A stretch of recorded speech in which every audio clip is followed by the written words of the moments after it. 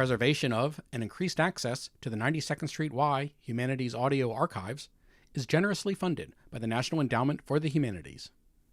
Good evening. My name is Levi Darby. As Associate Director of Education for Jewish Education at the 92nd Street Y, it is my pleasure to welcome you to the Y and to this final evening in our series, The Crisis of Jewish Liberalism. Before we turn our attention to this evening's program, there is one brief programmatic note. This Sunday evening, December 22nd at 8 p.m., our series A Lens on Israel continues with the screening of the 1982 film Noah at 17. This film focuses on the dramatic split in Israel in the 1950s as the kibbutz movement engaged in ideological debate over the future of Israeli socialism and the future of kibbutz life. Our speaker following the film will be Dr. Mitchell Cohen, Assistant Professor of Political Science at the City University of New York. We do hope that you can join us. The topic before us this evening is the contribution of American Jewry to world Jewry. Our special guests are Dr. Daniel Bell and Dr. Nathan Rotenstreich. Daniel Bell is Henry Ford II Professor of Social Sciences at Harvard University, where he has taught since 1969. He was co-founder and a co-editor of The Public Interest and is currently a contributing editor of The Partisan Review and on the board of editors of Daedalus. Nathan Rotenstreich is professor of philosophy at and provost of the Hebrew University in Jerusalem. His book, Jews and German Philosophy, The Polemics of Emancipation, is a major work and a welcome contribution to understanding Jewish philosophical thought. As this is the final evening of our four-part series, it is only appropriate to once again offer our congratulations to Leonard Fein and to Moment magazine on its 10th anniversary. In its 10 years, Moment has made a giant contribution to the Jewish community. It has brought to us each month intellectual stimulation in the form of analysis of important Jewish issues and interviews with major personalities both at home and around the globe. It has brought us entertainment in the form of the Spicebox department. It has brought us deep concerns with communal values, most recently through its pioneering effort to feed the hungry with the Mazon Project. Most importantly, it has brought all who read Moment a monthly interlude to explore our own Jewish identities and our Jewish consciousness. For this and more, we thank Moment and the people who work so tirelessly to bring it to us each month. It is only appropriate as well to extend the thanks of the lay and professional leadership of the 92nd Street Y to Leonard Fein, who has served as our moderator for the series. Leonard Fein has been a consummate moderator, bringing his charm, his insight, and his wit to the task of probing the depths of difficult issues and of asking the difficult questions.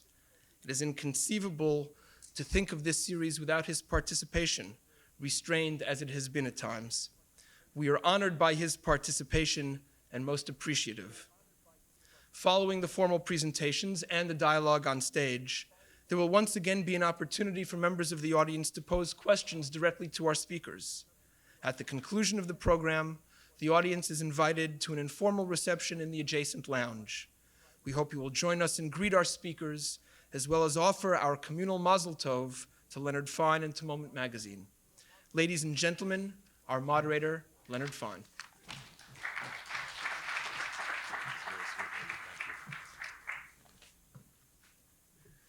Zionist theory classically had no provision for the continued existence of so vigorous a diaspora community as ours. Zionist theory supposed that either we would be pogromed out of existence or that we would be seduced out of existence by the open society. One way or another, either the anti-Semites or the liberals would do us in. And if perchance we managed to navigate carefully between these two perils, we would ultimately, it was supposed, succumb to our own sense of irrelevance historically. For once a Jewish state was reestablished, there would be no purpose to diaspora life. we're here, either we have simply not caught up with the theory yet, or the theory was imperfect.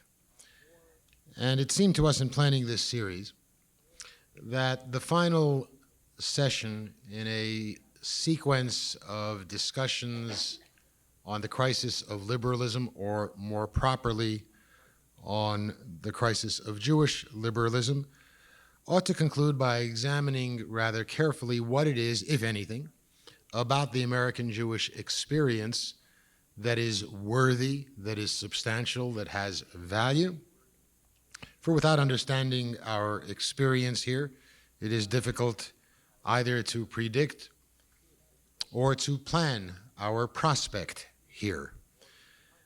It's for that reason that we invited Professors Bell and Rotenstreich.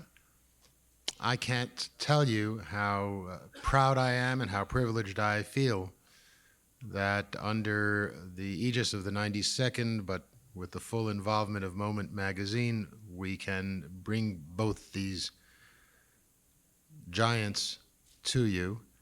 And on that delighted note, I'm happy to present first Professor Daniel Bell.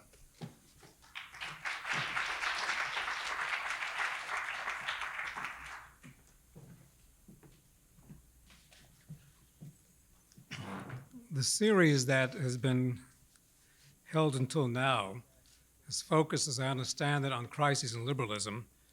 I am not going to be dealing with that. I was asked by Leonard Fein to talk about the nature of American life in relationship to Judaism, to some extent Zionism. He raises the question whether we've caught up to the theory. It only reminds me of the story of the young man who was drafted into the Israeli Navy, and they said, "Do you know how to swim?" He says, "I know the theory of it."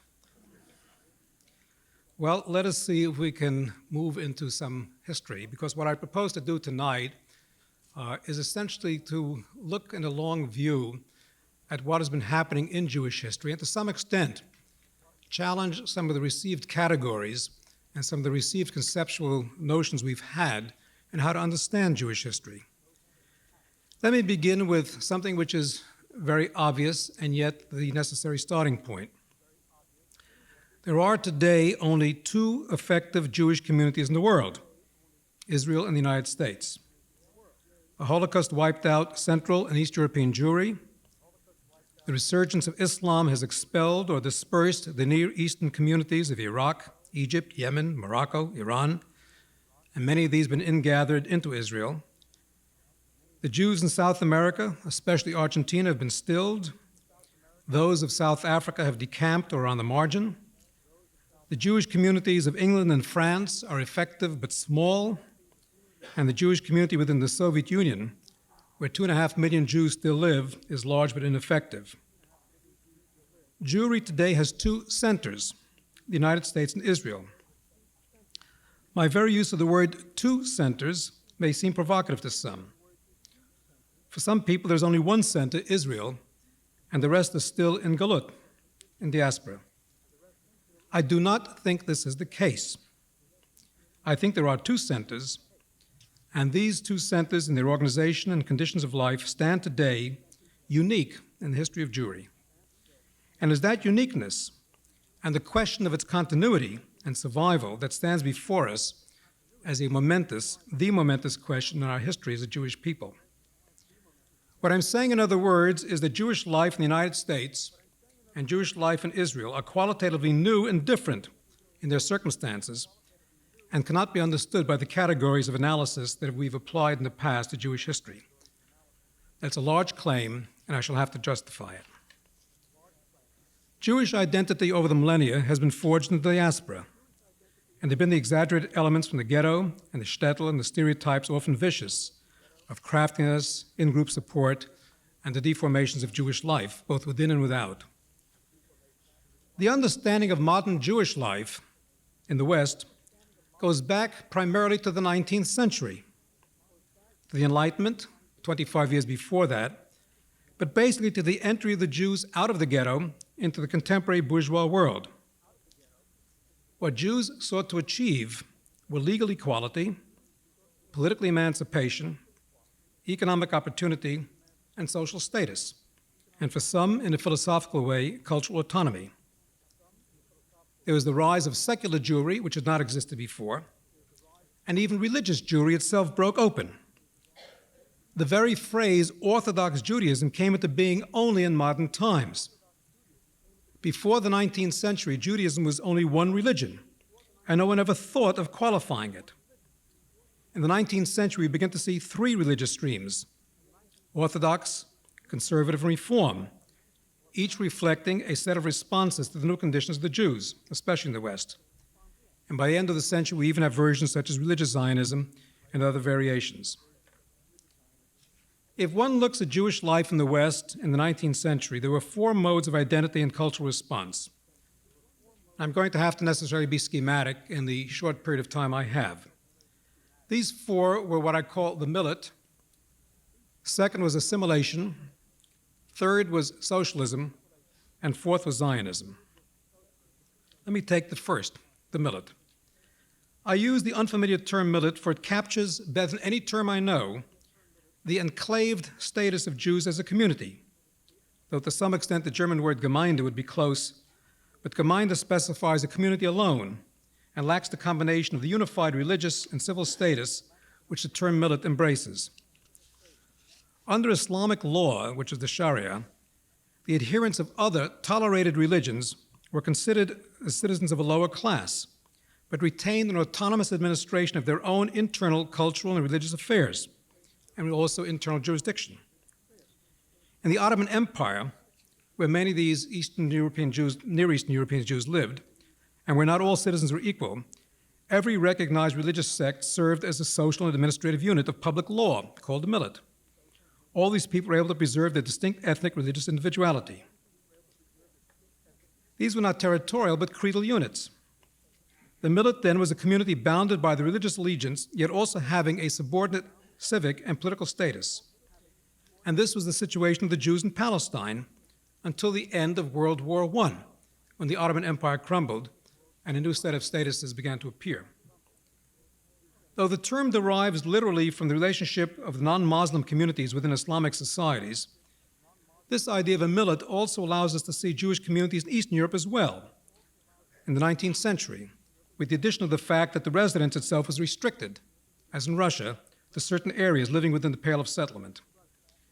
In the traditional pre-emancipation Europe, Jewish community life was essentially a millet. The situation changes after 1789. It changes after the French Revolution. And it changes with the Napoleonic reforms that are carried throughout Western Europe, especially Germany, where the Napoleonic reforms introduces, for the first time, especially in Germany, a new idea of citizenship, in which all persons are formally equal before the law, and this becomes the norm.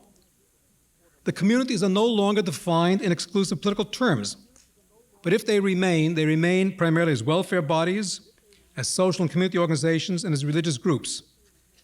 The community organization becomes identified either with the defense of rights, with social concourse, with welfare and tzedakah, cultural expression, but no longer as an enclaved legal status.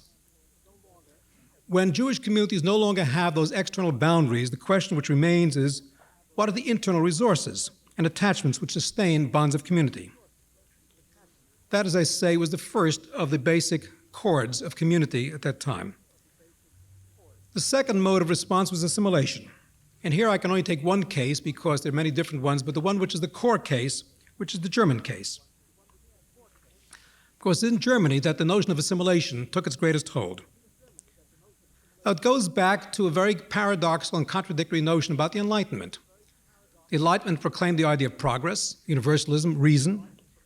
But to the thinkers of the Enlightenment, and one only has to read Voltaire or Holbach, the Jews who had been excluded for centuries from the culture and histories of the lands they lived in had remained for them on a lower stage of civilization.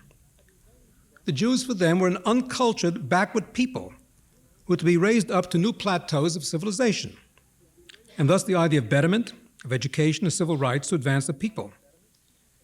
Curiously enough, as sometimes happens, this received its fiercest expression by a Jewish writer himself, Solomon Maimon, who came to Germany from East European yeshiva, and who denounced the obscurantism, the narrowness, and the superstition of the shtetl. And Maimon, as most of all Enlightenment seekers, became a Kantian. Even when Jewish Enlightenment thinkers sought to reconcile this Aufklärung, the Enlightenment, with Judaism, they did so by repudiating history and espousing reason and rational truth, which is the way in which they sought to reconcile it with Judaism. And this was the path, of course, of Moses Mendelssohn. For him, Judaism was not a revealed religion with eternal verities to be accepted on faith. He made a distinction between revealed religion, which he rejected, and divine legislation. And he reconceptualized the original Hebrew term emunah, which had usually been translated as faith, to mean trust or confidence in the Lord. Very much a kind of Kantian bargain in that respect. There was also in a newly developing Wissenschaft des Judentums, the science of Judaism among the historians, critical views, one espoused by Abraham Geiger, who took an evolutionary view of Jewish history, which saw the past as something having been repressive and rabbinical, and therefore not relevant to contemporary Jewish life. And there was Zacharias Frankel, who took a more positive view of the Jewish past and sought to reaffirm some elements of it. And this became the conservative movement in the case of Frankel and the reform movement in the case of Geiger. These were ideological currents, but events themselves created a sociological context which shaped the character and nature of assimilation.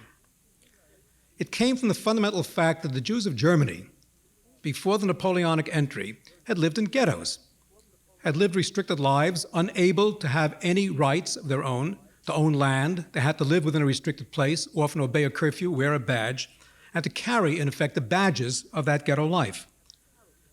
The Napoleonic legislation broke down the ghetto walls and for the first time raised the possibility of civil rights. But with the defeat of Napoleon came the recension of those rights, and a great problem for the Jewish community at that time. And there were two responses. One was basically flight, conversion. One found, for example, the great figure of Ludwig Baruch, great talented journalist, who changed his name to Ludwig Borna and became the leader of the Young Germany movement. Heinrich Heine converted as a Christian. In a minor way, so did a man named Herschel Marx, who became Heinrich Marx, the father of Karl Marx.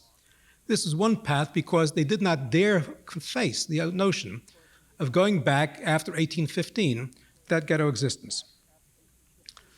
The second road was to court the powerful. There used to be court Jews, but now you courted the powerful. The main examples we know were the Rothschilds. What they did was to go to Friedrich Gentz, the great publicist, but secretary to Metternich, and bribe him, literally bribe him, to gain certain rights for the Jewish people. And by and large, this path of using money to gain rights was something that became the hidden element of the survival of Judaism in these cases. With the 19th century European society faced with this problem, the Jews would remain, in the phrase of Karl Kraus, the sardonic Austrian editor, either a pariah, standing outside, or a parvenu, meaning to conform to the culture and the style of the society, to be wary, to live, so to speak, on approval in the world.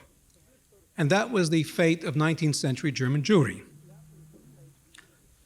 A third mode within this inventory that I'm trying to present here was the idea of socialism. Now, socialism had two fundamental appeals. The most powerful one was basically the appeal of universalism. All men would be brothers. In the phrase of Marx, which one finds in The Jewish Question, a grotesque work of its own, but which is in many ways the source of some of the key ideas of Marx's political thought.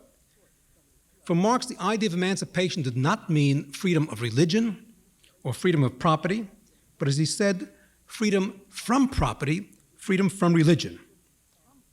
In the words of Shelley in Prometheus Unbound, and Prometheus had been Marx's imago, the great figure, man would be equal, unclassed, tribeless, and nationless, exempt from awe, worship, and simply the king over himself.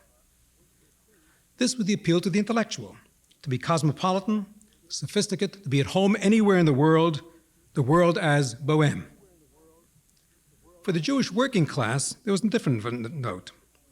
And this was the idea to claim a nationality. And one saw this perhaps the most powerful of the Jewish socialist movements, which is the Bund in Poland. And they lived essentially through Yiddishkeit, to preserve a language of their own, not to create an artificial language of Hebrew, but to take the living tongue and essentially build a culture from that. and to live as a people through culture. And the idea was that in the emancipation of socialism, there would be a cultural role for groups in it as a nation. This was also the theme of Otto Bauer, the Austrian socialist in the polyglot Austro-Hungarian Empire, to give each people cultural autonomy. It was a theme, oddly enough, of the foremost Soviet writer on the question of nationalities, a man named Joseph Stalin, who had been the major writer on nationalities question within the Marxist movement, especially in the 1920s. And his formula was national in form, social in content. And this led to the idea of a national state within the Soviet Union, one for the Jews to be called, as it is, Birobidzhan, located somewhere, of course, in the wastes of Central Asia, a strange identification of an area with a people. But that was socialism. And the fourth appeal is Zionism. If socialism was the appeal of the universal, the appeal of Zionism was the parochial. The first and most original thinker on this question was a man who, in effect, had been an erstwhile companion of Marx and Engels, who later was called Rabbi, but had been the first German communist who had converted Engels to communism, who edited a magazine jointly with Engels, who contributed a section of the German ideology and even an early draft of the Communist Manifesto, but who had broken with Marx and Engels, and this was a man named Moses Hess. Every theme of Zionism, every renunciation of the Galut, is to be found in that rather prescient work of Hess called Rome and Jerusalem. Let me for a moment read just a few passages from it to give you a sense of what he was trying to say in a book published in 1862. He said, "The cultured German Jews have good grounds for reluctantly turning away from Jewish nationality hopes. Because the Jew hatred which surrounds him, the German Jew is only too eager to cast aside everything Jewish and to deny his race. No reform of the Jewish religion is radical enough for the cultured German Jew. Even baptism himself does not save him from the nightmare of German Jews. And yet I myself have experienced it not only with my opponent, but with my comrades. In every personal fight, they made use of the weapons of Hep. Hep was the word which is from the Latin, which is Jerusalem et perdita, namely, Jerusalem is lost, that Jerusalem is destroyed, which was the slogan of the anti-Jewish riots in 1819. He said, the Germans hate the religion of the Jews less than their race. Neither radical reform, or properly so called because it lacks the root of Judaism, nor baptism, neither education or emancipation, completely unlocks for the German Jew the portals of social life. They therefore seek to deny their origin. The best they can achieve is to modernize their first names, which in some way was mocking his own self because for a long period of time he was called Moritz Hess until he went back to Moses in this way. Now, there's a fundamental reason for this. It's not simply a matter of the instinctive aspect of Germans as somehow anti-Semitic in a kind of biological sense. It was deep, as I say, in the idea, oddly enough, of the Enlightenment. One finds this in a figure who is probably, after Kant, the great figure of ethical idealism, namely Fichte. In a book which he wrote called The Critique of All Revelation, Fichte attacked what he called the moral corruption of the Jews and opposed giving Jews civil rights as they were a hostile and powerful state. He did not believe in their ability to become loyal citizens of countries of their residence. And let me quote, "Give them civil rights? I see no other way of doing this except to cut off all the heads one night and substitute other heads without a single Jewish thought in them. How shall we defend ourselves against them? I see no alternative but to conquer their promised land for them and to dispatch them all there." This was the remark of Fichte, the great figure after Kant, as I say, of ethical idealism in Germany. And Hess, realizing this, coming back to this, raised the question, how does one to live in this fundamental way? And let me indicate just one further remark of Hess, which is quite striking, given his relationship to Marx in his early years. He says, social histories, like spiritual outlooks, are racial creations. All past histories are concerned with the struggle of races and classes. Race struggle is primary, class struggle is secondary. When racial antagonism ceases, class struggle also ceases. Equality of all social classes follow on the heels of equality of all races and finally remains merely a question of sociology, merely. Well, here we have, in a sense, the twin themes of Zionism put forth by Hess. On the one hand, nationality, and then with it, territoriality. There's one implicit element, of course, which is crucial to this, and which is crucial for the whole generation of writers after Hess, and particularly almost all the Zionist writers: the idea of normalization. One can only live a life without being a guest in the house by being essentially within one's own home. And this was a theme also developed, of course, by the Russian socialist Zionists, who said not only do one live in one's own home, but one had to be free of the disfiguring occupations of Western society to which Jews had been pushed: money lending, money, finance, real estate, trade, etc. One had to go to the land, to live cooperatively, to share hardships, to create community, to become kibbutzniks. Now, I've gone into these four modes, that of, as I say, the question of the nature of a Gemeinde or of a millet, of assimilation, of socialism and Zionism, because I say these are the categories we still think of in trying to understand how Jews respond to the world. And they've shaped our sense of Jewish life and still rule our debates today. Yet I think these four modes are finished, and debates couched in those terms are wrong. I think, as I said at the start, that there are two centers of Jewish life today: the United States and Israel. And we are, in a sense, in a new phase of Jewish history. Granted, no phase is wholly new, and that aspects of the old still remain and shape the part of our lives. Yet the essential fact is, I think, these new set of conditions. To see this, let me look again at these 19th century modes and try to define the situation. The millet had essentially been a way of staying together in a legally defined way, and a group of elders given authority over the community as a whole. The last cruel representative of this way of doing so was in the Holocaust, where in Poland, one had Jewish community councils with the hideous problem of selecting who would die first and who would die later.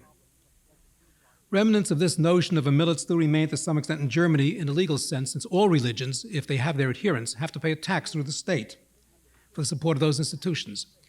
But by and large, the idea of a legally enforceable kind of a set of relationships, by and large, no longer works, even though this had been, in the Islamic world and even in the European world, the basic form of Jewish organizational life. Assimilation in the 19th century experience is also finished. Some aspects of American experience today seemingly look like assimilation. Yet I do not believe this to be the case, and I shall try to show why in a moment. But the frame of pariah and parvenu of Karl Kraus, which Hannah Arendt also used in her book on origins of totalitarianism, is now meaningless. Other than in the Near East, few Jews feel like pariahs.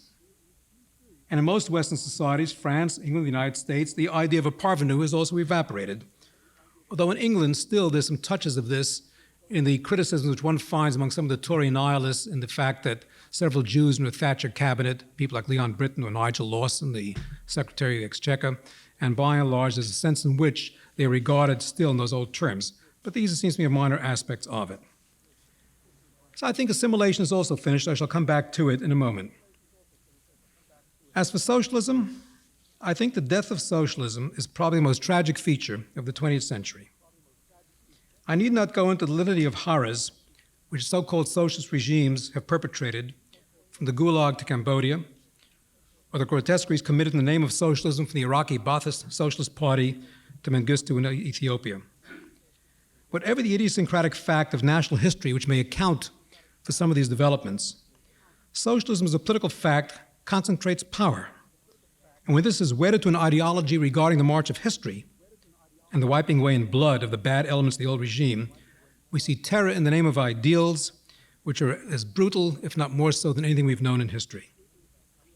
Social democracy, as distinct from socialism, is a humane effort to provide for a greater sense of equality in the society, to provide for social protections and care, what we call a social welfare state, and to deal with the failure of markets in creating socially desirable outcomes, whether it be in housing or health care, pollutions and such. But the other side of the coin, even in Western social democracy, the failures of planning, especially in a complex and varied society, the withering away of the working class, which had been the whole raison d'etre of these movements, and the emergence of more complex social structures, which are not encompassed in easy categories, such as ownership of the means of production, of Marxist or social analysis. As a moral ideal, socialism remains as an appeal. as a utopia. As a mode of identity, it fails because its premise remains universalism, which is the denial of the nature of social ties. Any sentient individual lives within the tension of the particular and the universal. To surrender to the parochialism is to become narrowed into an orthodoxy. To seek the universal is to become deracinated, to be uprooted and lose a sense of continuity to history and memory. Of Zionism, I think that the older Zionist visions too, certainly the socialist Zionists, are gone, crushed by the overwhelming realities of maintaining a state within the maelstrom of the Middle East. And that is the second tragic fact for my generation. Let me turn now to the more direct side of this attempted analysis about this new historical situation. The notion of two centers, America and Israel. We live today, I think, in a pluralistic society. Few persons would have thought that a pluralist society, one with political equality yet cultural autonomy, was possible. And yet this is precisely the condition of America today. American Jews are not either parvenu or pariahs. There's no formal national churches in England or gemeindes in Germany to provide the legal distinctions which separate people. We have in Galut legal equality, political rights, economic opportunity, social status, and cultural expression. Nor is there assimilation. Because the obvious question is, what is there to assimilate to? Up to about 30 years ago, there was a dominant social and cultural class called WASPs, the white Anglo-Saxon Protestants. And assimilation to that was a psychological fact and a reality. Jacob Schiff, the banker, could intervene in the dressmaker strike of 1910-1911 and seek to create a labor peace and improve the conditions of the sweatshop because it did not look nice before the Goyim. But few Jews even earlier could obtain a professorship at Harvard, outside the professional schools, without becoming Christian converts, such as Arthur Meyer Schlesinger Jr. If I look at the situation today, for the past several years, 3/4 of the permanent members of the Harvard Philosophy Department attend Rosh Hashanah and Yom Kippur services. And the two men called to hold the Torah is a professor of Chinese intellectual history and one of Japanese economic history, the latter also having been the dean of the Faculty of Arts and Sciences. In that respect, the most singular fact about American society is the breakup of a single cultural hegemony. And where in the past Jews found economic opportunities only in the fragmented markets, such as in retailing or in marginal industries such as motion picture, today everything is open. No one, and certainly not I, will claim that the life of the Jew is ideal here. What is ideal anywhere? But 50 years ago, when I started college at City College of New York, who would have expected the transformation of the immigrant Jewish community into a strata which is so largely professional, managerial, business, cultural, and intellectual, and creating large Jewish institutions, not just hospitals or even defense organizations, but exemplary elements of community life. What shall we say of Israel? What can we say that has not been said more poignantly than by some Israelis themselves? In the most recent issue of Moment, there's an extract from a book by Meren Benevisti, Sabra, a kibbutznik, town planner, a man who, as he points out, in 1982 was mobilized in the Lebanon War for the 4th time, joined this time by his eldest son. He writes, "We were to become the new Jews, healthy in body and soul, free and secure, unlike the weak, insecure Jews of Galut, the exile. We of my generation were the realization of the dream. From a dream, one awakes." There had been, as Meron points out, the word Hakshama, the doctrine of fulfillment for the self and the collectivity, a fulfillment derived from commitment of a total kind. Yet, as Benevisti writes, that ethos has become obsolete. Benevisti sees the term with Ben-Gurion in the imperative to create a state. Socialism had to give way to necessity. An ironic fact, since in the years ago, the phrase of the socialist movement was to leap from the kingdom of necessity to the kingdom of freedom. Now one reverts from the utopian ideal to the kingdom of necessity. I shall not try to argue the question why the old Zionist dreams have collapsed, whether it's the reality principle of becoming a state, and I'm not being invidious in the least, I accept all these realities and understand them, or the ideological hubris of the Likud and the disasters of the Lebanon War. I'm not a Zionist, and those quarrels, poignant as they are not of my ties. I am a Jew, and I'm committed profoundly to Israel. but I have to see the relationship of Jews to Israel in a different light than from the past. The most important thing is to do away with the distinction between Galus and Israel, to assume that only in Israel can one be a Jew and live a Jewish life. In this, there's a profound paradox. The impulse to Zionism, as I've said, was normalization, that only in one's own land could one live a normal life. Yet the irony today is that living in Israel is abnormal, for Israel is a siege society, and to some extent in relation to the West Bank, a garrison state, while life in the United States is normal, without the grotesque psychological distortions which Jews have lived in Galut and which have been defined by the parameters of pariah and parvenu. And that is what I say is the odd paradox of this new phase of Jewish history. We have here a center where life is normal, and the great center, which we'd hoped for, where life is abnormal. So I say these are two centers. They are not Rome and Jerusalem, but New York and Jerusalem. And one cannot live without the other. Israel remains the symbolic center of Jewish life, and New York the effective center, the provider of economic sustenance and political support. One, it is true, is a sovereign state, the other an amorphous community, and one does not think of equal voting rights or similar kind of absurdities. But the way we regard and talk to each other, there can be no pontifical center and a province, but two communities responsible for the forward history of the Jewish people. Can this new phase be maintained? In the matter of Israel, it is, of course, the question of survival in the midst of murderous hordes, and defense becomes the sine qua non of survival. What of Jewish life in America? Is this only a kind of phase of Hellenization, which too will pass? I don't think anyone can prophesize. Charles Silberman, in his recent book, has recounted the triumphal successes of Jews in America, yet questions have been raised. My colleague Nathan Glazer has asked quietly in his review in the New York Times whether a Jewish community can be maintained without the pressure cooker of an external reality that has forced Jews to gather strength in the past. And Arthur Hertzberg, more stridently in the New York Review, has remarked sardonically that the rates of intermarriage and the lack of an internal spiritual core will sap the strength of Jewish life in America. I am, despite my temperament, more cautiously optimistic. I say despite my temperament because I've always believed that optimism is a philosophy, pessimism is a character trait. Some of the very facts that have created the recent tensions in American society are the shaping elements of Jewish community life. For better or for worse, and that always depends on concrete situations, the very breakup of the cultural hegemony of the WASPs and the growth of ethnicity as a legitimate fact of American life has forced the politicization of identity. Inasmuch as the government becomes the arena and source of group rights and protections, from affirmative action to civil protections, a group ethnic identity becomes salient in the competition for place and privilege in the society. In that sense, one is forced to maintain an identity and to organize in ethnic terms, and that will spread. Increasingly, every society in the world today is a plural society with large admixtures of minorities and with tensions in consequence. Look only at Lebanon, Nigeria, Northern Ireland, Belgium, Canada. The United States has been one of the very few societies that has been relatively successful in changing from a society of excluded minorities to one of pluralism. We've done so because of a system of constitutionalism which acts as an arbiter of conflict and which legitimates change. To that extent, America is quite unique, deficient as she may be under some administrations in other respects.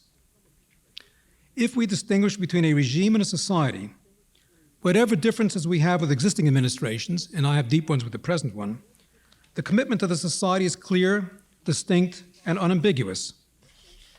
Israel commands a similar loyalty despite any differences with existing regimes or parties. It is, for historical and psychological reasons, the symbolic center of Jewish life. And as a practical fact, the haven for those who are threatened, as we've seen most recently with the Ethiopian Jews. To conclude, the central axis of the quest for Jewish identity, as bequeathed by the 19th century, was this quest for normalization. It is a chimerical dream in some ways because the very term itself was dissolved. For Marx, normalization meant ridding the Jews of their Judaism. For Moses, Hess was the acceptance of a racial identity. For Olive Dalet Gordon, the early Russian Zionists, it meant leaving the industrial and commercial world for life on the land in the form of communal socialism. For Gershon Scholem, the great historian, normalization meant the acceptance of the mystical and deeply non-rational currents within Jewish history, the Wissenschaft scholars that either ignored or sought to sweep away as an embarrassment, but which for Scholem had served as a vibrant current and even sustaining myth. But these, as with many other efforts, such as those of Achanaham, the counterpoint was Galut, and the repudiation of life in Galut. That repudiation is no longer possible, for as I've tried to argue, even if only schematically, that Galut today provides a more normal life for Jews than Israel. It is time to move beyond the 19th century and the various ideological impulses that are generated in Jewish life. Yet we remain in history. We are the two vital currents of Jewish life, bound to each other by the new circumstances of our conditions as an Israeli nation and American Jewish community. We remain one people, united by blood, in the many senses, unfortunately, of that word, and by collective memory. The survival of the Jewish people is one of the mysteries of history, of human civilization. No other peoples, dispersed as we've been, have been maintained that collective continuity. No other people decimated by pogroms and holocausts have, like a firebird, risen again to maintain the covenant. We are the joint legatees of Jewish history, and that is our responsibility.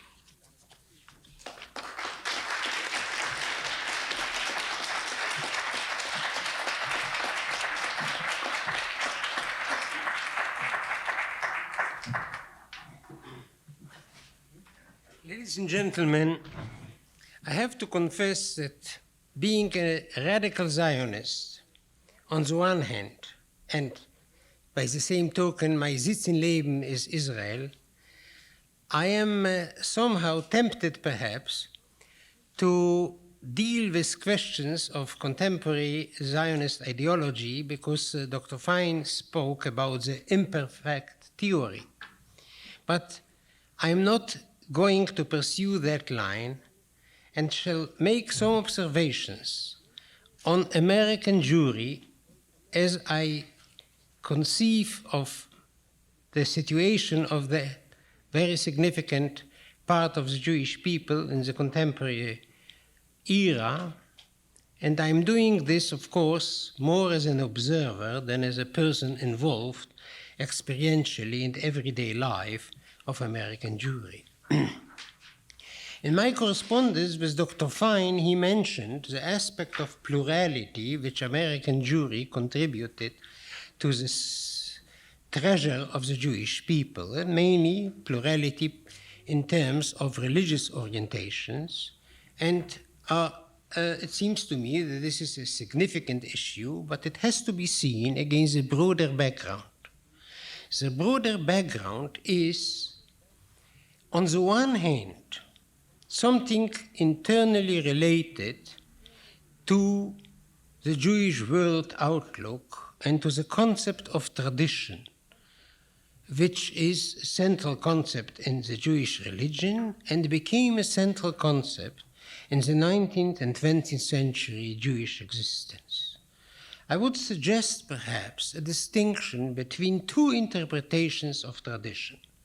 One can be named, perhaps designed, the accumulative understanding of tradition. Whatever occurred is part of the treasure, and whatever occurred is of a binding authority vis-à-vis the people who adhere to the tradition.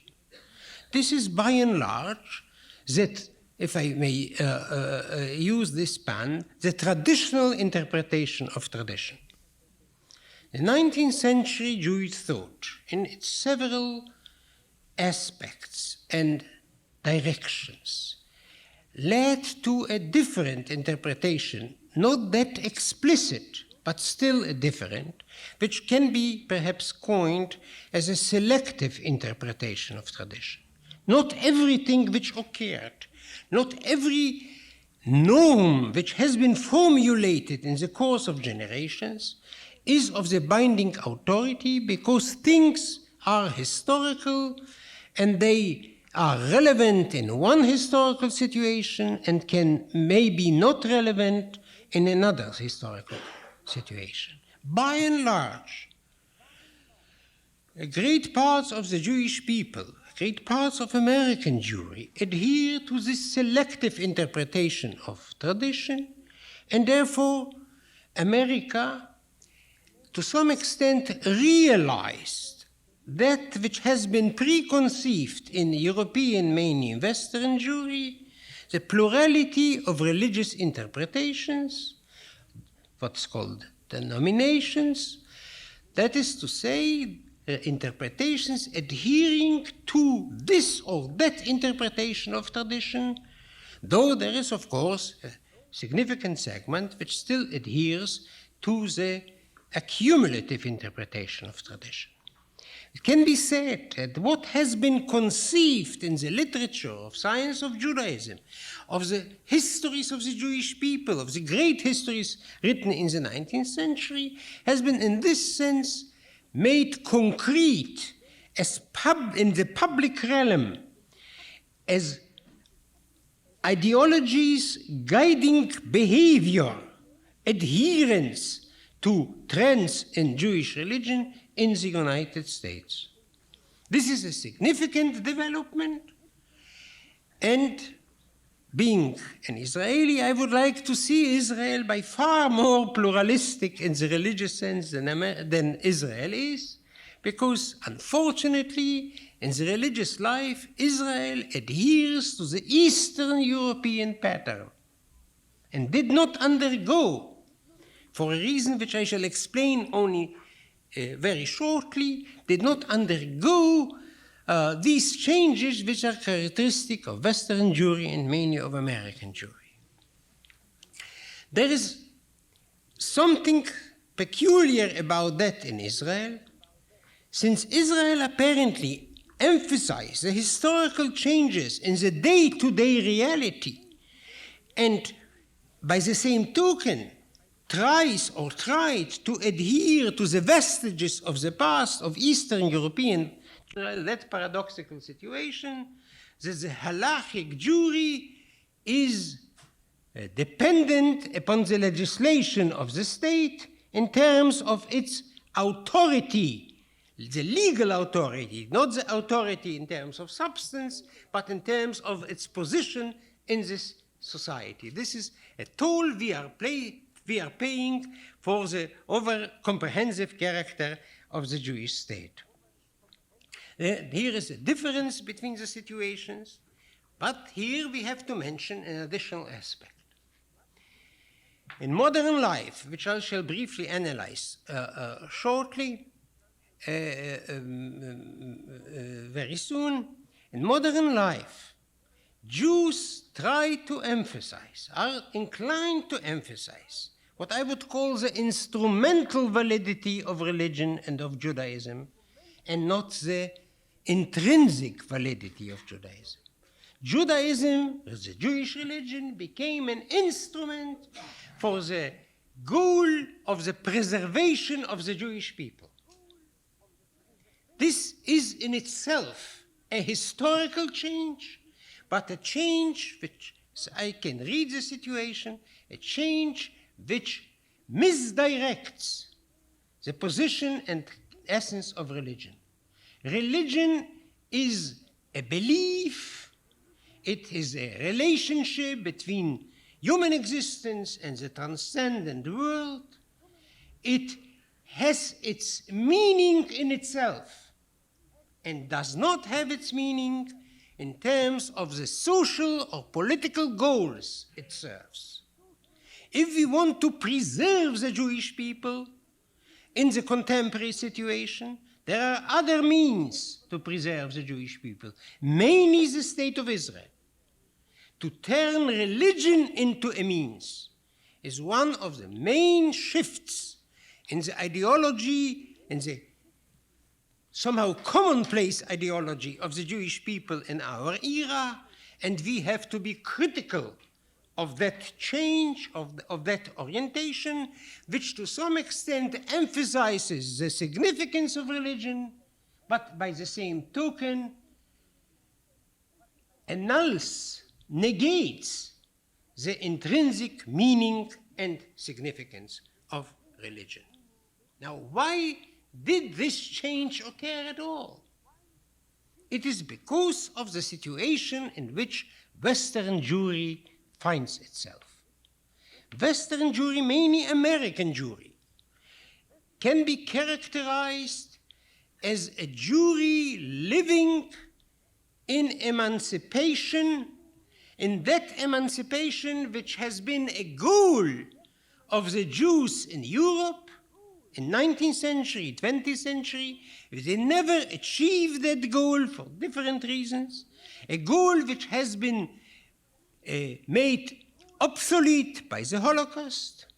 American Jewry lives in a situation where equal rights are safeguarded by the structure of the society, by the ideological climate of opinion of the surrounding society. Jews did not have to fight for emancipation. Emancipation has not been granted to the Jews. It is part and parcel of the total situation of the society in which Jews live.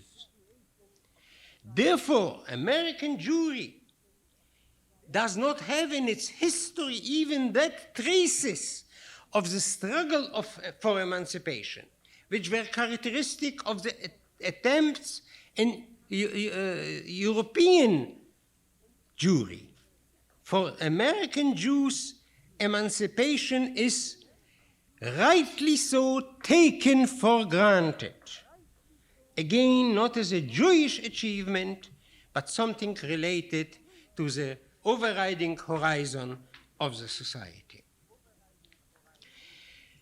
This brings about not only emancipation in the legal and political sense, as Professor Bell already indicated to the Marxian distinction, but emancipation becomes a continuous openness of the society vis-à-vis every individual human being, and thus, by definition, also for the Jews. Hence, inasmuch as I can identify the situation, the feelings, the opinions, and the expressions of them in literature and in verbal formulations is that American Jews are not parvenus and not parias, but arrivés. They arrived.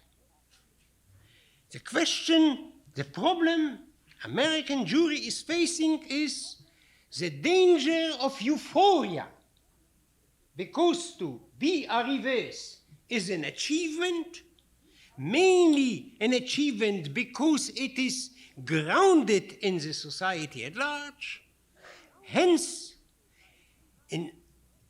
instead of seeing what are the problems, the achievement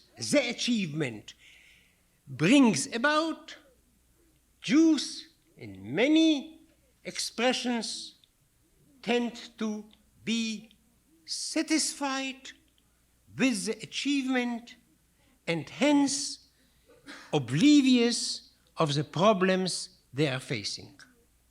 What are the problems?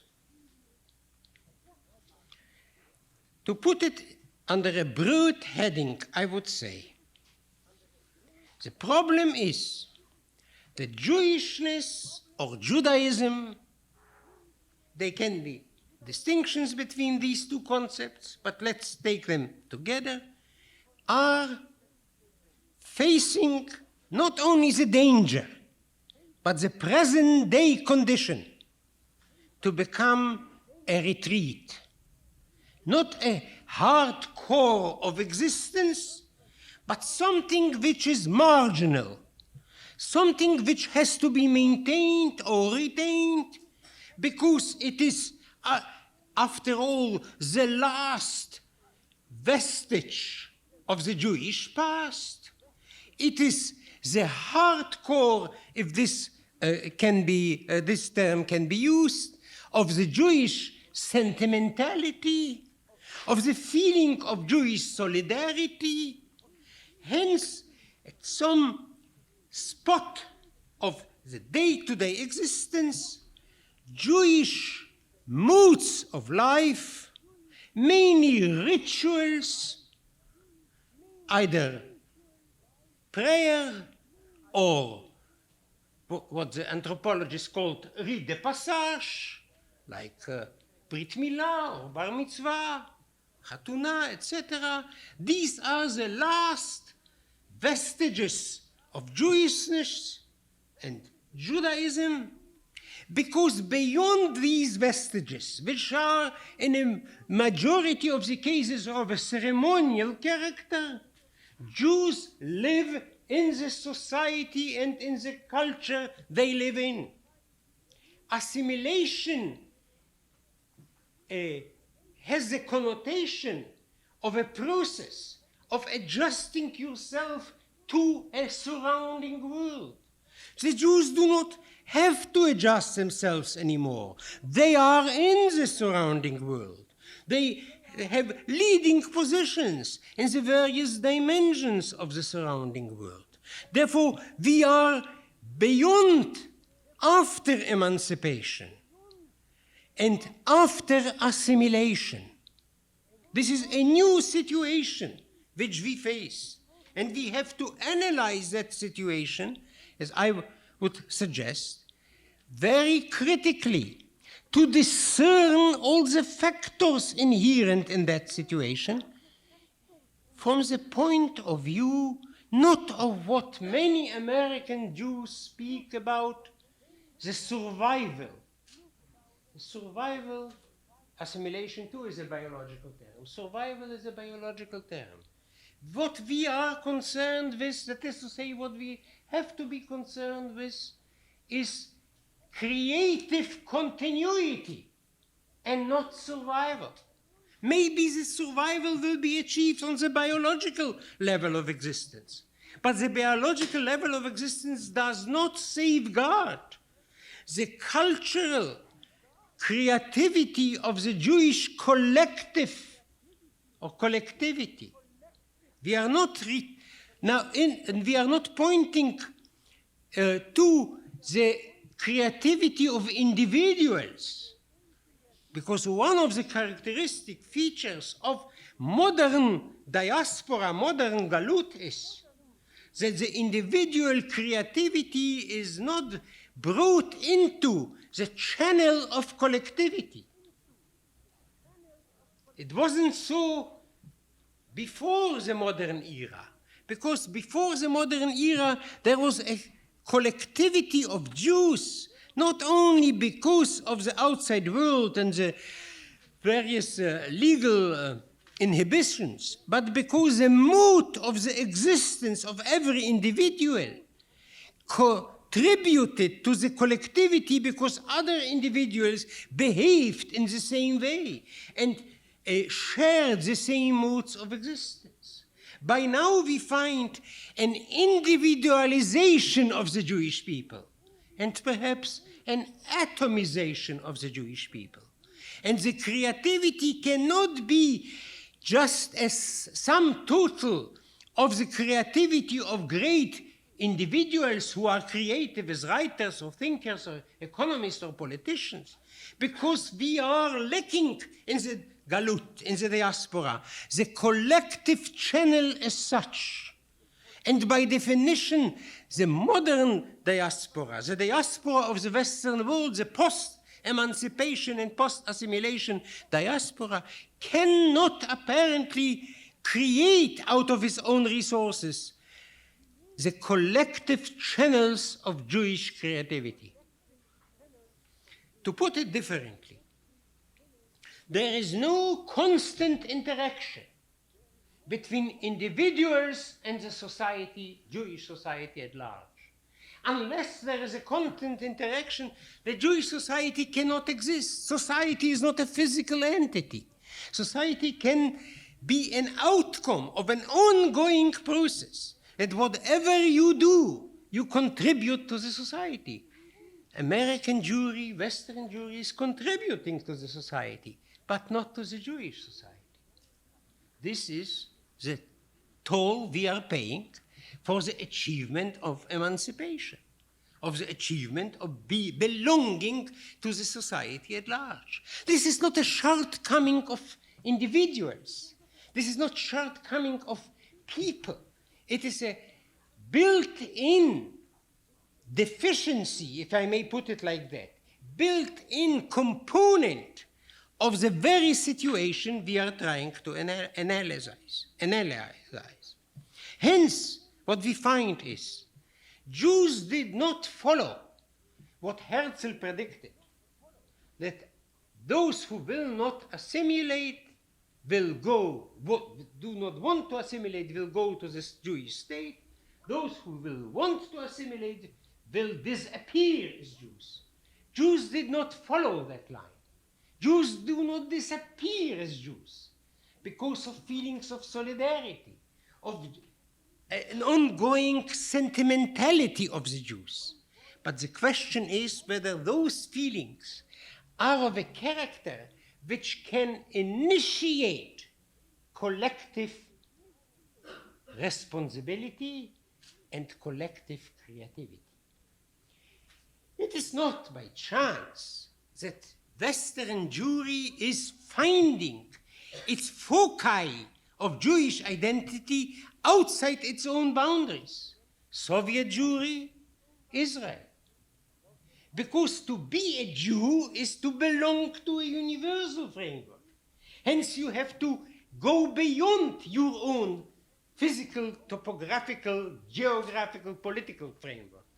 These two foci are dialectically interesting because one is the embodiment of persecution, one is embodiment of independent existence. But these two foci are beyond the boundaries of American Jewry. They enhance the feelings of solidarity. But again, do they enhance the creativity of the Jewish collective? This is, I think, the major issue which I wonder whether it is so. It is this issue is enhanced by an additional factor related to the society at large in which Jews live.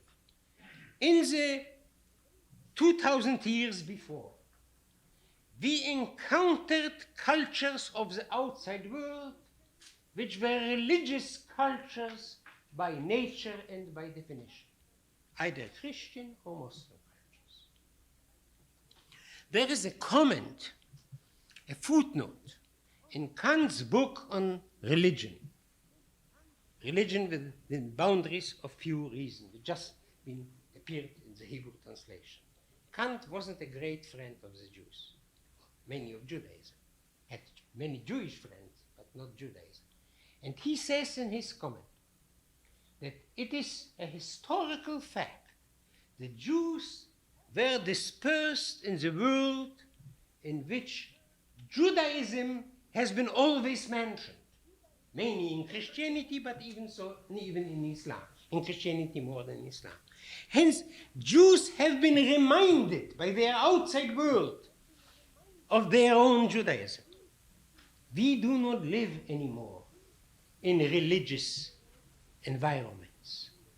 This is a universal environment in terms of the underlying trends of its culture. Science and technology are universal. You participate in the process of science and technology because of your rational equipment, not because of your historical associations. Hence, assimilation is ceased to be a process because we do not assimilate to one partial or parochial culture, leaving behind ourselves the Jewish culture. We participate in the universal culture. How to maintain a Jewish collective existence within the framework of a universal scientific and technological culture, which, by the way, is oriented towards the future and not towards the past, is a problem we face as a historical people. Israel solves or doesn't solve that problem, but the very existence creates a framework in which there is no difference between being a Jew and being a human being. Whatever you do becomes, post factum at least, part and parcel of the society at large. Western Jewry, American Jewry cannot be in that situation. Again, not because of its faults, but because of the structure of the framework. And hence, American Jewry, with its achievement, is facing the question, facing the problem, what will be the Jewish collective existence out of its own resources, and not out of its sentimental attachment to Soviet Jewry and mainly to the State of Israel. Thank you.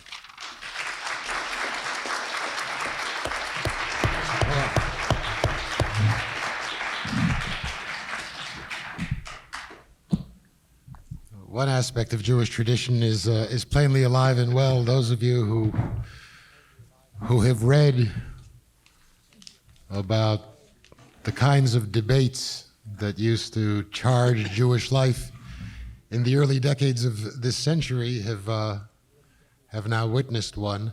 I have, as some of you who've been here before, been indeed, as Levi Darby said at the outset, a restrained moderator. But what the hell, this is the last one. And before asking... You want to fight? Well, I want to fight both of you. Which is to say, you're right and you're right, which is the equivalent of saying you're both wrong. But you're right. Well, you see, when Professor Rotenstreich says that we are here in danger of euphoria, he has in mind, I presume, Charles Silberman's book, which neglects to remind us. You all know the text of a Jewish telegram. A Jewish telegram is one whose text reads, "Start worrying, letter follows." And American Jews understand that and accept that as the underside that Silberman chose not to write about for whatever his reasons. I'm intrigued in both presentations by the notion of assimilation and the ways in which Jews have sought to assimilate or to deal with the Enlightenment, which is the other way of putting it. Socialism, it seems to me, is not anything other than a distinctive form of assimilation, and I understand the Bund exception, but conceptually, Jews sought either to make it in their own society, the conventional parvenu assimilation, or to remake society because the existing society wouldn't accept them, that is the Isaac Deutscher type socialism, to make the world safe for socialism, because in the socialist utopia, one would then be free to stop being a Jew. And there were assimilatory aspects in Zionism as well. Zionism was also a way, since socialism was not possible, so thought some, to create to simply change the society, change the geography of the society, and thereby assimilate, solving the Jewish problem that way, to create Vienna on the Yarkon, as it were. We here argued the case for assimilation in the early decades of this century, principally in the words of Shylock. We used to quote with great passion and verve his eloquent statement, "Hath not a Jew hands, hath not a Jew eyes, ears, organs, senses, dimensions, passions, fed with the same food, healed by the same means, warmed and cooled by the same summer and winter as a Christian is. When you tickle us, when you prick us, do we not bleed? When you tickle us, do we not laugh? When you poison us, do we not die? We are the same as you in all respects," we said, and we had to make the argument. It didn't come quite as naturally as you assert. But the interesting thing is the more obscure response of Shylock to Bassanio's invitation to Shylock to come to dinner. Because it is in that response that I think Shylock captures this generation of American Jews. Shylock says no because Shylock observes kashrut, so he can't go. And he says, I will walk with you, talk with you, buy with you, sell with you, and so following, but I will not eat with you, drink with you, or pray with you. Now you have two interesting empirical questions, which I don't think American Jewry has resolved yet, which is why I demur from your statement. Is it possible to walk, talk, buy, and sell with people without coming ultimately to eat, drink, and pray with them? Flip side, is it possible to refuse to eat, drink, and pray with people and expect them to want to walk, talk, buy, and sell with you? That's the pluralist question. That's the structural question of pluralism. Where are the boundaries? Where is, therefore, the possibility for creative continuity? I want to say one word about that, and then I'll ask Dan Bell to respond to Professor Rotenstreich's remarks, and then it'll be your turn. In Professor Bell's presentation, he once used the word galut and translated it as diaspora, and once used it and translated it as exile. It seems to me to make an important difference how we translate the word galut. There are two Hebrew words. There's a word golah, which is technically diaspora, and a word galut, which is technically exile. Galut is an existential condition. Golah is a geographic location. Golah is any place that is not the land of Israel. Similarly, and here I presume we disagree, Zion is an existential condition and Israel is a geographic location. A Jew can be in exile wherever he lives, in New York or in Boston or in Jerusalem. I would argue, in fact, that a Jew who is not in exile in Jerusalem and in New York and in Boston is in some significant sense distorting the Jewish tradition and prospect. Zion is the goal of Jews wherever they live, and it is for that reason that I'm not quite sure I understand the distinction that you draw between the instrumental and the intrinsic uses of religion. To be a people without a purpose, namely the purpose of Zion and its achievement and its fulfillment, namely the purpose of redemption, is to be a people without a purpose. And a people without a purpose doesn't survive, I don't think. That certain sense of purpose, which all of us shared until the Enlightenment, is now in crisis.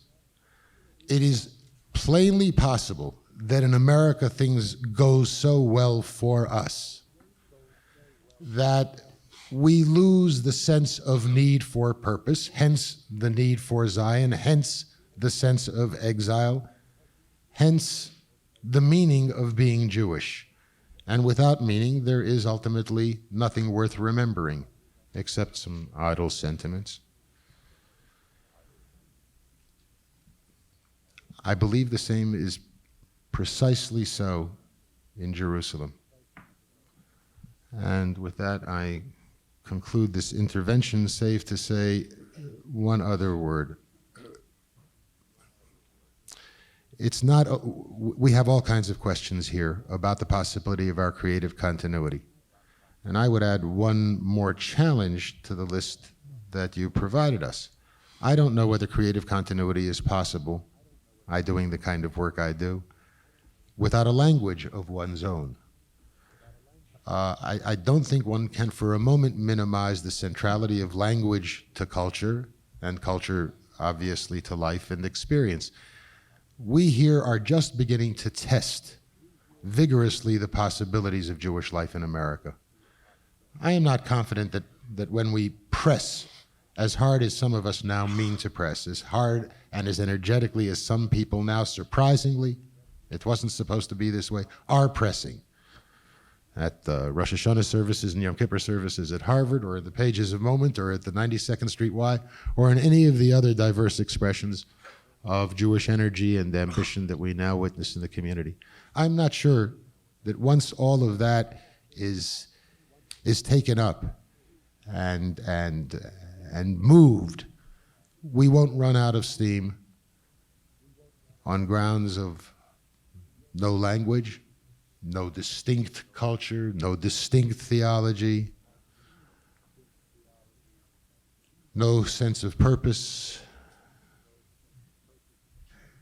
But the interesting thing, and the thing that I wish my kinsfolk in Israel understood more sympathetically, is how vigorously this generation of Jews intends to test the hypothesis that Dan Bell put forward, that an interesting and creative Jewish life is indeed possible in this country. Finish.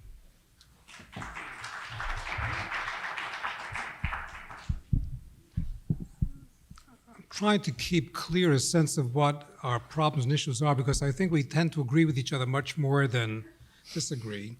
And there is always a question of nuance. Let me see if I can restate one or two perceptions and see where I come out with Leonard Fein. I would certainly accept the two propositions, one from Rotenstreich that there's a danger of euphoria. It's true of any society, particularly true now in the United States among the Jews. But I'd also accept Leonard's last point, that we're only now beginning to test the nature of Jewish experience in America. And this goes back to my sense of saying we are, for the first time, in a new phase. And I say we're in the first time in a new phase because for 150 or 200 years, the question was, how can we live freely as a people? The whole question of emancipation, of legal equality, political rights, economic opportunity, social status, cultural autonomy was, how can we live freely as a people? And the whole argument about normalization, and even that quote from Herzl, was presumably one could only live so either by dissolving oneself as a people through assimilation or by having a territory of one's own. As I've said, we're in that paradox where those who live in the territory of their own are living a kind of abnormal life, hemmed in by all the realities of hostile and murderous forces. And we here are able for the first time to live relatively freely, but substantially so as a people. I think the extent to which I can try to sharpen a set of differences, at least as not political differences in any way, but intellectual differences, would be this. I don't think the question of pluralism is, what is it if we talk with people who also have to pray with them? I don't think that's true in the least. I think, as I've tried to indicate before, and perhaps said too quickly in passing, any individual who lives in the modern world lives necessarily within the tension of the parochial and the universal. The seduction of socialism that you become completely universal and turned out to be false. The notion that somehow one could be purely a cosmopolitan individual, to live purely in a deracinated way, to live as a bohemian, to live as the artist, to live as the intellectual, clearly is now finished. A lot of this is indicated by the fact that almost all intellectuals who are Jewish intellectuals today are concerned with Israel, which was not true 20 or 30 years ago. This was a theme of the Partisan Review Symposium here at the Y just a few years ago.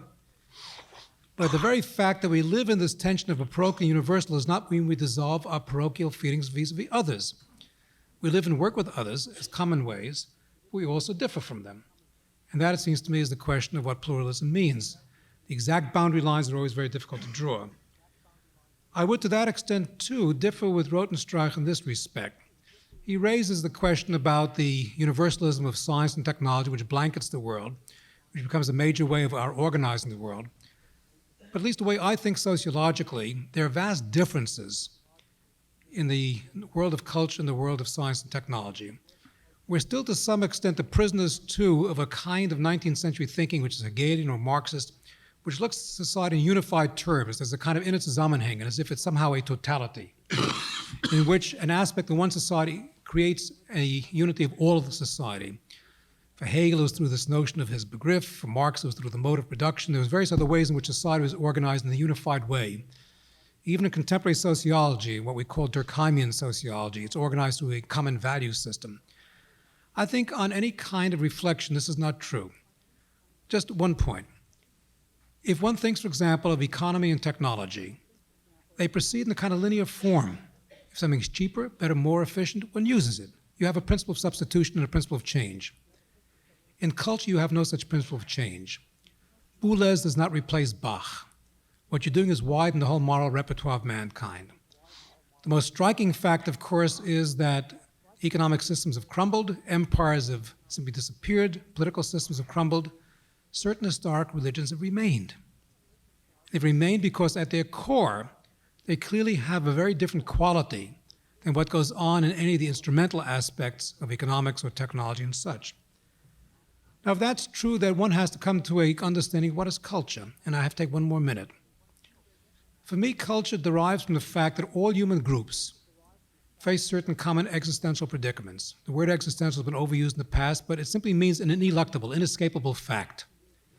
The most common inescapable fact is that for every human being and for societies, individuals die, and there's the question of how one meets the nature of death and bereavement, the whole question of tragedy, of obligation, of love.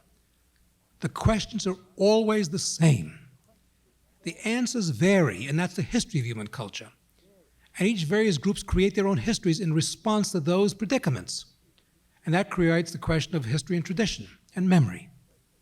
And therefore, those histories and traditions and memories will always be different because they are different responses over time. The circumstances of geography, the circumstances of escape from other conquering powers, whatever they are. But cultures have a unique configuration which is different from the configurations of science and technology and maintain those kinds of continuities. The question which is posed, which by Rotenstreich posed, is the essential one, which is what are the internal resources? Label puts it in the question of what are our purposes? That, I think, is wrong. I don't think one can sit down and define purposes abstractly. Culture, in the end, grows out of experiences and the effort to take those experiences and recast them in some imaginative and expressive terms. And therefore, it grows out of a living experience. Sometimes it's parched and thin and dry and fades, and sometimes it's rich and vibrant, and those circumstances cannot be defined in advance. People create a set of lives for themselves, and out of that grow a culture. And I don't think one can define a culture in terms of purposes in any abstract way. And that's why I think it is an open question. And it's an open question the more so because American Jewry, for the first time, faces a unique situation of being relatively free, and therefore having no longer to face the kinds of conflicts which we've had to face for the last 200 years in Western life. We all have things to say, I'm sure, up here. At least two of us do, I know. But I must let you have your chance, and we'll have ours soon enough. Three short comments. Okay, I fully agree with Professor Bell's exposition of the difference between science and technology and culture. And I would add perhaps a kind of a pedagogical aspect to that. If we are interested in enhancing and uplifting human creativity, the more dimensions there are, the more creativity there is. If all creativity is directed in this channel of science and technology, other components of the creativity of the human beings will get lost and thus impoverished. This is significant from the point of view of the Jews. Jews participate in the universal civilization, let me call it now like that. But the question is, can they maintain their own historical awareness with the selective aspects of tradition? I give you just one example. There is a paradox built in Judaism. Judaism is a universal religion related to one people. And this is the very significant and complex relationship between Judaism and Christianity. And Christianity interpreted Judaism as a universal religion and thus tried to go beyond the boundaries of the Jewish people and appealed to individuals and not to the people. But these are aspects which have to be dealt with very significantly, and as I see eye to eye with Professor Bell on this, vis-à-vis the situation of mankind as it exists. This brings me to my second point, which Dr. Fein mentioned, about the instrumental and intrinsic validity of religion. Instrumental is to serve a purpose. For instance, to maintain, retain the existence of the Jewish collective existence. But religion, and Judaism too, addresses itself to the people as an addressee, and not as a people having an independent existence, and whatever is there in terms of ideas and concepts and what have you is to be maintained in order to serve the purpose of the existence of the Jewish people. This is not only a kind of humanization of religion, but it is a functionalization of religion. And religion is an expression and not a function. It may serve a function post factum, but by definition, it expresses an attitude.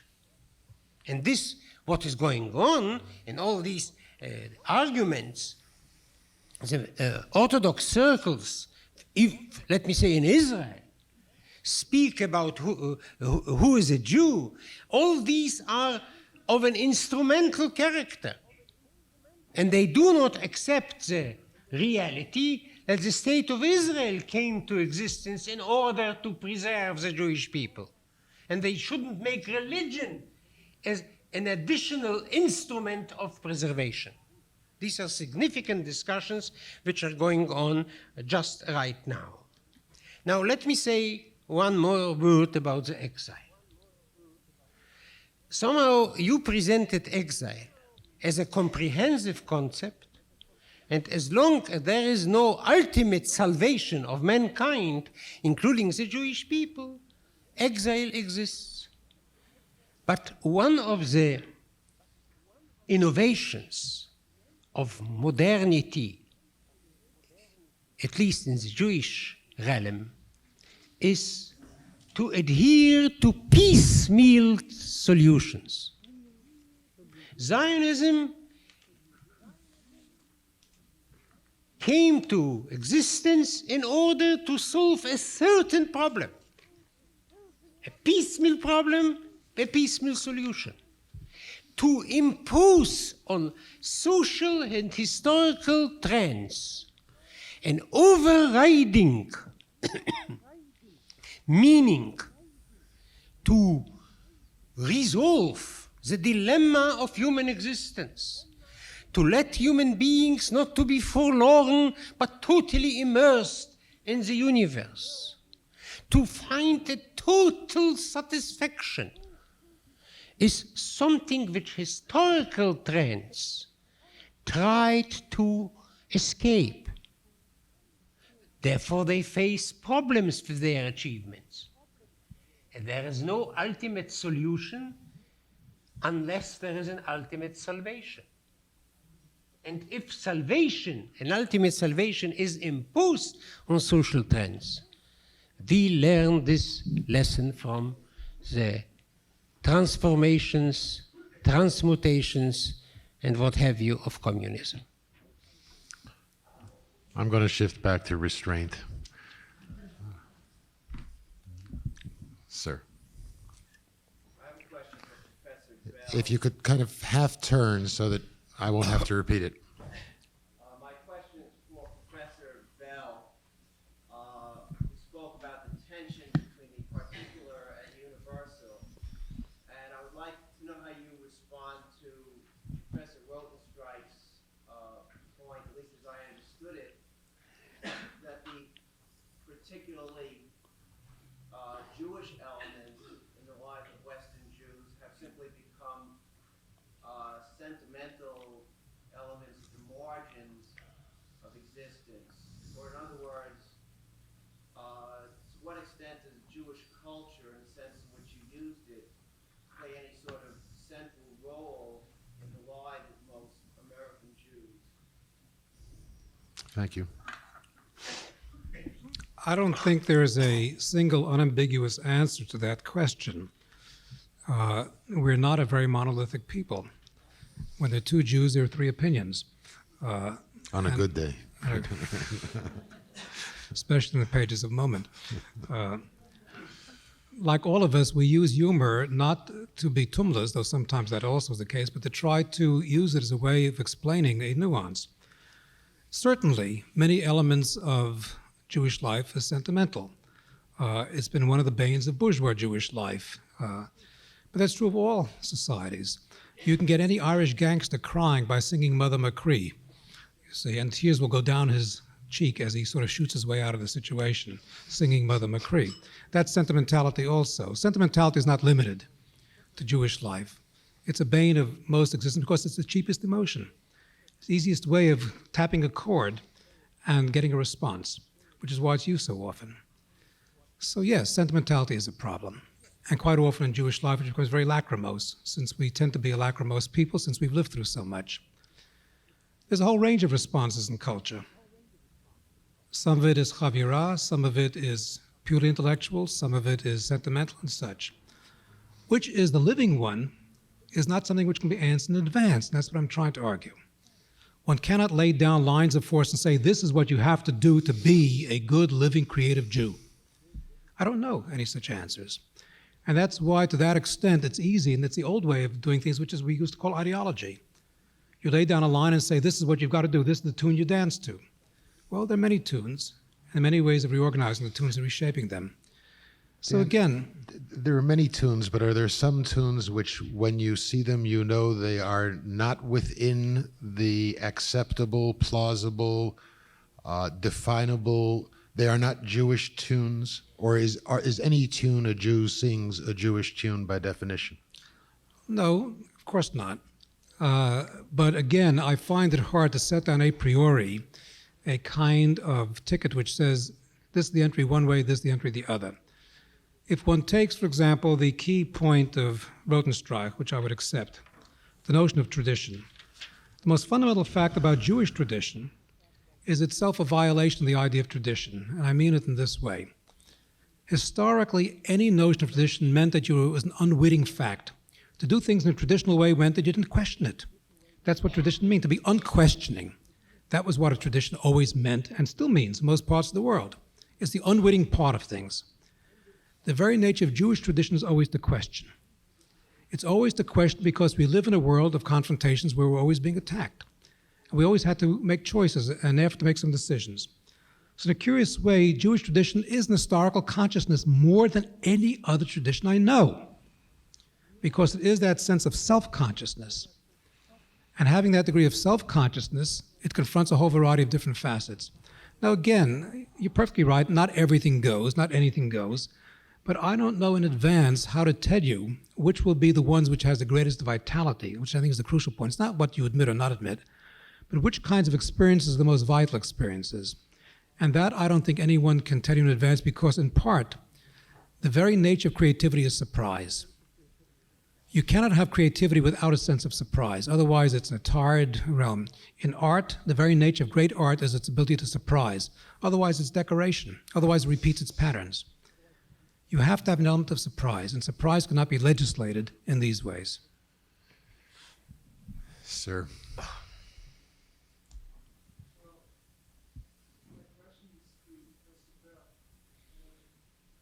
Could you speak up a bit, please?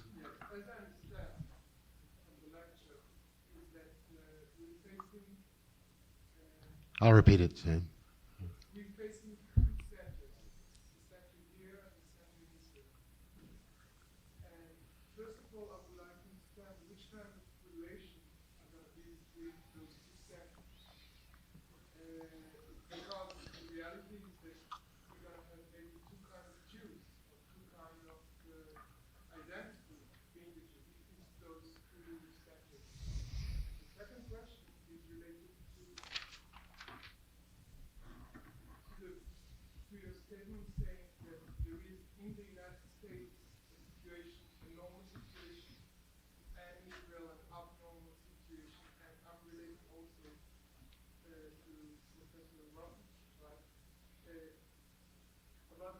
about the different relation between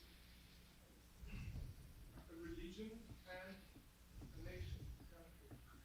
And what I'm asking myself is sometimes there is a situation that American Jewry are related to Israel as a place which there are, let's say, conservative or reform. It's a place that they don't feel comfortable there because there is a lot of things that the opposite. On the other hand, that's it. I'm getting to my question. It's okay.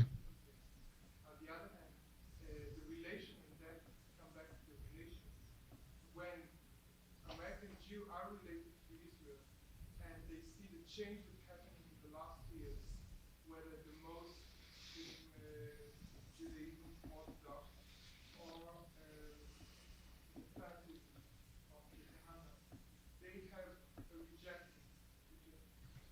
And the feeling that the understanding is that how could you relate to Israel from here and say this is good or bad, knowing that if you're going to be there, your being there can change the situation.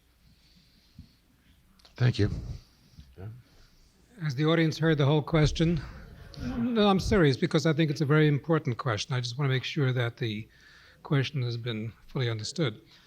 As I understand it, I was asked about what do I mean by two centers in this respect, and what are the relations between the two centers? And then the question then about the, if I get completely, the notion of the role of the Jews as a nation as a central feature of Jewish life in Israel, and therefore the other sense of the what other relationship is there if one is not part of that particular nation? Is that the force of your question, sir? All right. I put forth the notion of two centers for a fairly clear reason within the history of these debates, namely the sense which has been happening, particularly in the last 15 or so years, because of the overwhelming centrality of Israel in our own consciousness, in our own minds, and the old sense of fears at the possibility of its loss. And then out of Zionist ideology, that there was only one center, that there's only one source of Jewish life, and everything else really was subservient to it or illegitimate. People would feel very guilty in writing about Israel if they weren't there. What I'm saying about two centers is basically a notion of the legitimacy of Jewish life here, coeval with life in Israel, because we're part of one people. The first element is not that of the nation or the country, but of a people in history. We are part of a history, and we're also part of a people. And as part of a people, we share the common blood of those peoples, both the blood that's been shed and the blood we have in common. So my sense of two centers is basically the notion, taking off from the phrase of Hess and Rome and Jerusalem, of New York and Jerusalem, the idea of, let's say, Shamir saying to my colleague Henry Rozovsky, you've got no right to go talk to the Egyptians or go right to talk to the Russians because only we have that right. Well, perhaps, but perhaps not. That's an issue to be debated. But more often than not, the sense has been you have no right to debate certain kinds of issues because you're not there.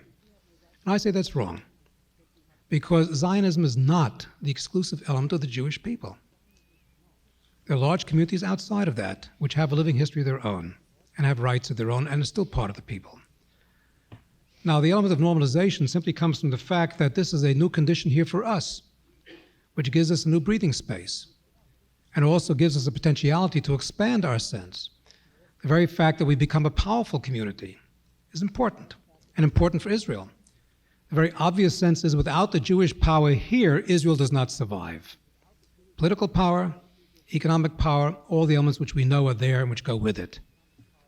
Now, if that is the case, then it is a new historical situation.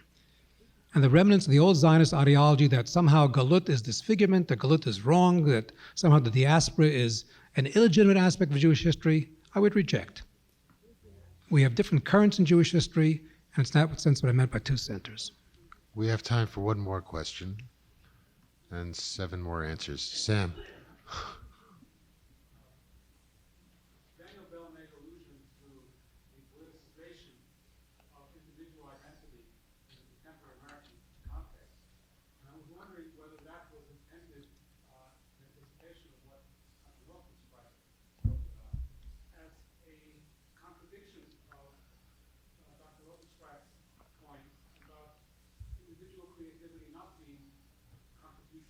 collective creativity. It was communal creation and part of the Jewish people. Do you see it as part of communal creativity in the American context? Do you see your own work as part of Jewish work, as part of a intellectual contribution to Jewish self-understanding today? Well, there are 2 or 3 different questions there, so let me give 5 or 6 different answers. That's following Leonard's line of the argument. To be serious then, my notion of politicization was not directly in relationship to the problem of culture. It related to a sense of understanding the new sociological fact about American life. It came in response to the fact that the fear of assimilation always was that there was a dominant majority culture which one had to be aware of and be fearful of and accommodate to, which was why this phrase of Karl Kraus, either you become a pariah or you become a parvenu. And what I've said is that that aspect of cultural hegemony was lost or broken. But then when my colleague Nathan Glazer, for example, raised the question in his review of Silberman, or in a different way, Herzberg, that what are the forces which keep Jewish life together, I would say, oddly enough, the sociological factor is a new external force. That there is now a new status of group life in America. And the group life in America, for good or bad, and has all kinds of goods and bads, but as a basic fact, group life in America, and more in New York City than probably any other place, is a life based upon ethnic identity. What's quite striking is that 40 years ago, everyone who was a radical and intellectual who thought about society assumed that class differences would be the polarizing elements in the society. Class has disappeared in almost all societies as a polarizing aspect. It remains, in many respects, in areas of conflict, but as a polarizing aspect, it's disappeared. What remains in almost every society today is ethnic divisions, and you look around the world, you see it endlessly. This country, more than others, has been able to deal with it better. What I'm saying is a continuing fact of life. As a continuing fact, the ethnicity remains as the shaping element of a new identity. Now, how one uses it and how one responds to it in part depends upon the attacks on us as Jews, attacks by, let's say, radical blacks like Farrakhan at the extreme, or the attacks by others of various kinds. All of these we call for different responses. And this way also calls for redefinitions, particularly in terms of communities one lives, because one doesn't always live in the same community. Those who live in New York live very differently from those who live in small towns or in other cities. Clearly, again, these responses will be different. So I meant my notion of the politicization of Jewish life simply as a sociological observation regarding what American society is like today and what the context of Jewish life necessarily becomes in that respect. Again, the element of creativity and the vibrancy of life depends upon how one lives it together in this way. You ask a question about my work. Yes, I think my work is Jewish in the fundamental respect that it tries to explore exactly how one lives in what I've called this tension of the parochial and the universal. Let me take 1 or 2 very quick illustrations since we're at the end of time. Many years ago, I had a debate with Hannah Arendt on the Eichmann book, as a lot of people did, even though being very friendly with Hannah Arendt. But Hannah Arendt herself, in rejecting the trial of Eichmann, wanted a universal standard and put claims, in a sense, for the judgment of Eichmann on the basis of universal standard. And I said, that's unreal. It's unreal psychologically, it's unreal sociologically. There is a sense in which revenge is a necessary feature of certain societies, because revenge is a feature of kin-based societies. What you do to my kin, I will answer in kind. And that, too, is part of a human condition. So to become totally universal in that respect, it seems to me, is a way of becoming deracinated. Some of the work I've tried to do recently on why and how you have new responses to religion, what I've called the return of the sacred, the lecture which Professor Rotenstreich alluded to, which I gave in London a number of years ago, is an effort to explore the different ways this is happening. It goes back to some of the themes which were implicit here in what I was talking about this evening, namely the fact that all the Enlightenment thinkers, from Voltaire to Marx, thought that religion would disappear in the 20th century.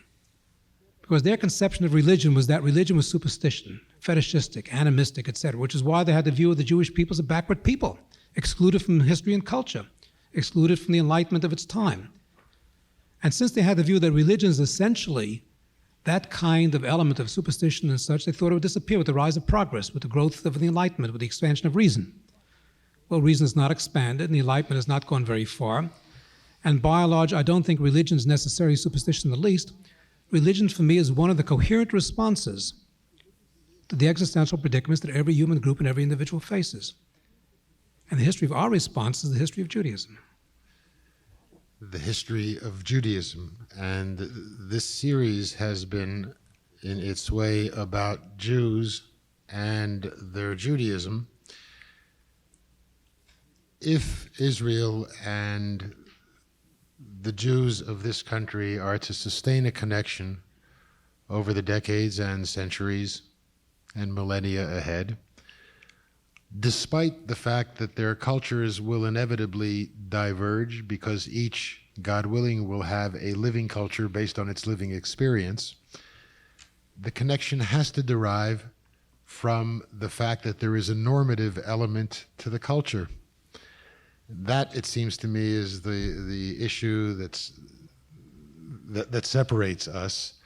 Not that I have any better idea where one draws the boundaries than you, but I think that the agenda that confronts us, and in particular those of us who want to sustain the relationship and the connection and the commitment and the passion of that commitment between the American diaspora community and the Israeli community, is precisely to deal with the normative questions that go beyond the simple ethnic identity of American Jews. There is, after all, a difference between the Jews and the Irish. Jews have something called Judaism. There is no such thing called Irishism. We may not agree on what Judaism is. We may not agree on how it's defined, on where the norms are, but we know that there is some doctrinal aspect to our ethnic identity. And we can't simply duck it and say, however it plays and whatever proves most vital. There are reference points, and that'll be next year's symposium at the 92nd Street Y. Nathan, I have to give you a last word if you'd like one. No, thank you. No.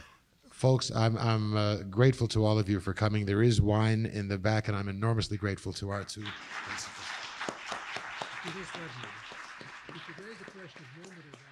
Thanks for listening. For more information on the 92nd Street Y, New York, and all of our programs, please visit us at 92ny.org.